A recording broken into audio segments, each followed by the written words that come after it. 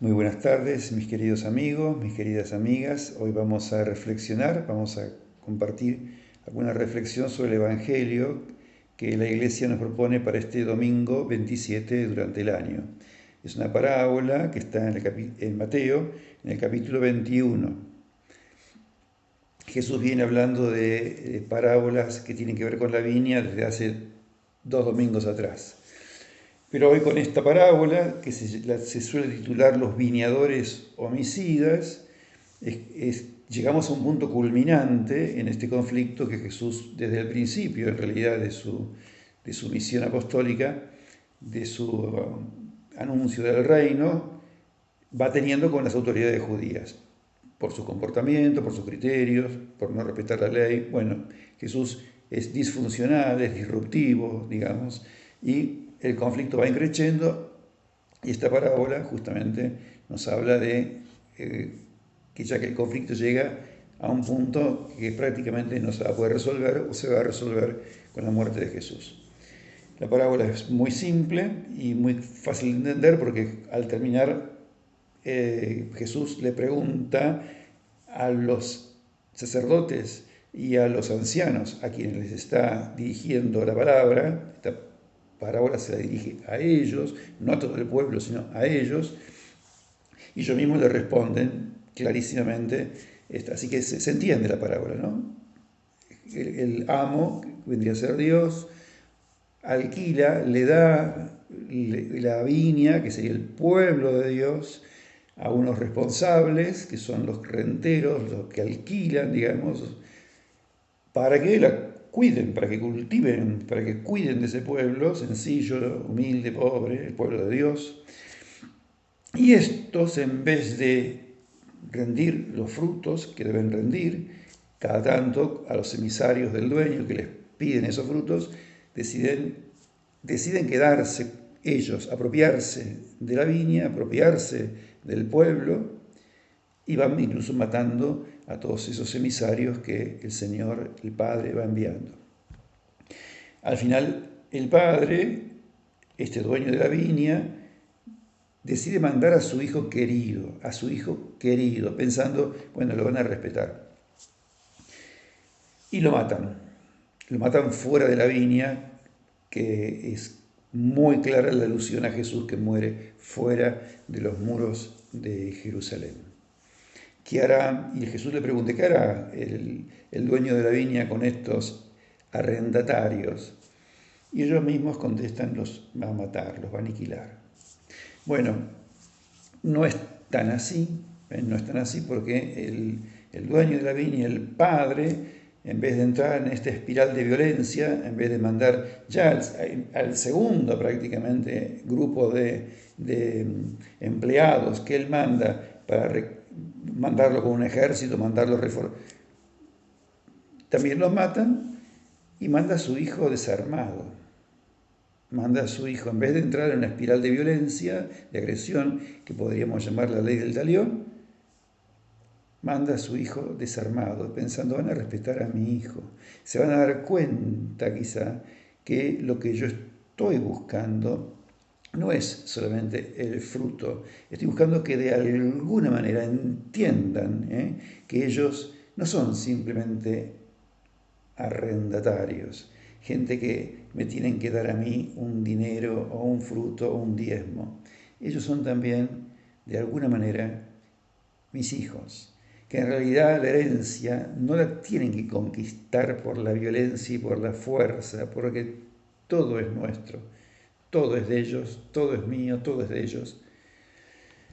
Pero esto los jefes religiosos no lo entienden. Entonces, tampoco, aunque los jefes religiosos dicen, bueno, lo que va a hacer este señor es venir con un ejército y matarlos a todos, no termina así la parábola. Él dice, les va a ser quitada la viña y se le dará a otro pueblo. Leída así, un primer nivel de esta parábola tiene que ver de una manera muy directa con la biografía de Jesús, ¿no? Es como un anticipo, si ustedes quieren, de lo que le va a pasar a Jesús.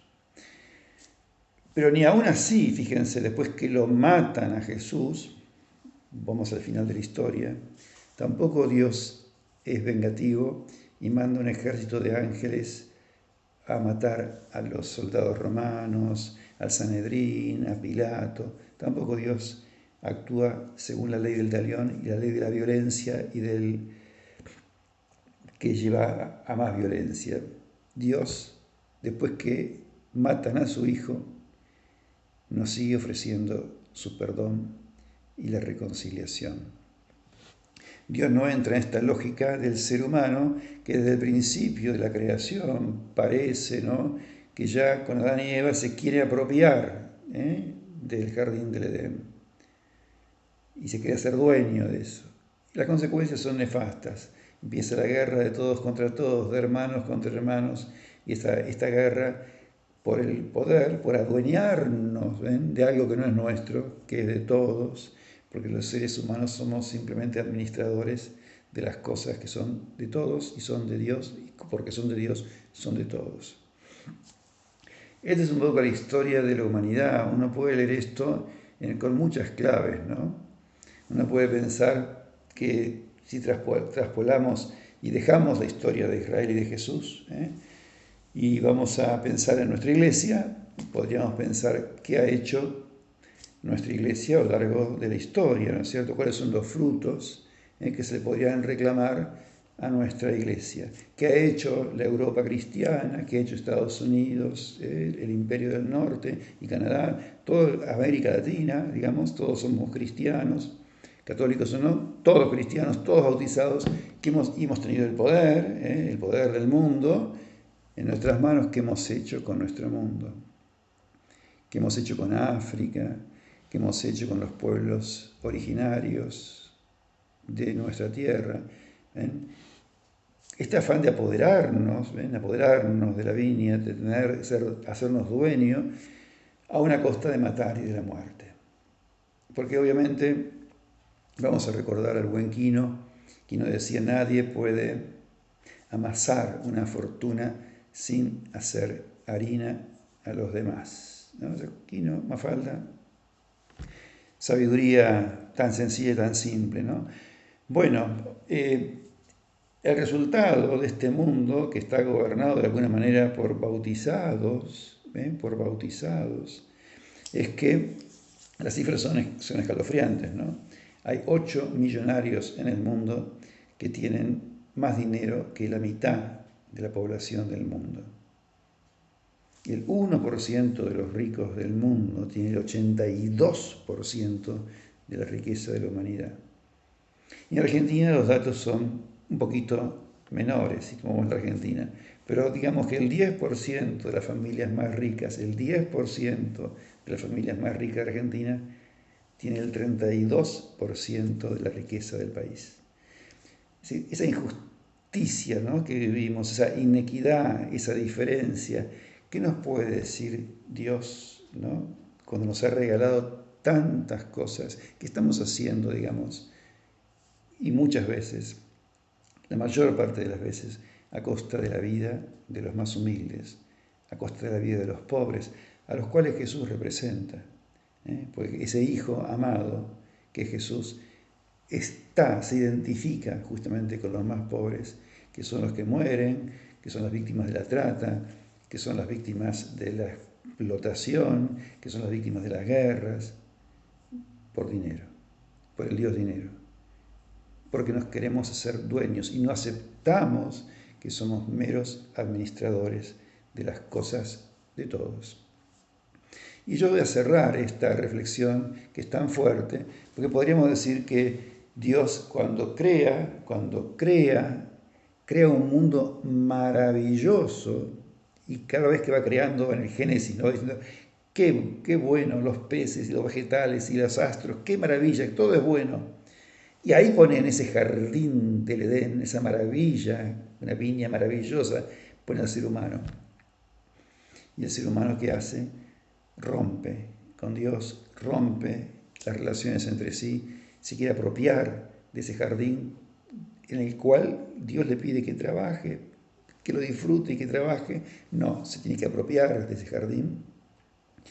Y las consecuencias de esa lógica es la que nos está llevando a destruir justamente el jardín, destruir la casa común, destruir la naturaleza. Tal vez el tiempo de pandemia nos sirva para pensar un poco, ¿no? ¿Qué estamos haciendo con nuestra casa común? ¿Qué estamos haciendo con la creación? ¿Qué estamos haciendo con los pobres con los cuales Jesús se identifica? ¿Hasta dónde este deseo de poseer más y hacernos dueños de las cosas o sentirnos dueños de las cosas nos lleva a olvidarnos del hermano, a romper la fraternidad, a no ser realmente hijos de Dios, sino ser hijos del Dios dinero, que es un Dios asesino, que es un Dios asesino? Vamos a pedirle al Señor en este domingo, ¿no es cierto?, que seamos nosotros conscientes de la responsabilidad que tenemos de administrar. Esta pandemia creo que nos sirve a todos para darnos cuenta, ¿no es cierto?, lo poco que somos, lo poco que podemos hacer cuando nos creemos tantas veces todopoderosos, omnipotentes, dueños de todo. Que el Señor nos bendiga en este domingo y como cristianos, como iglesia, como humanidad, podamos repensar cómo estamos viviendo nuestros vínculos especialmente con los recursos materiales nuestros y del planeta. Una bendición muy cordial para todos.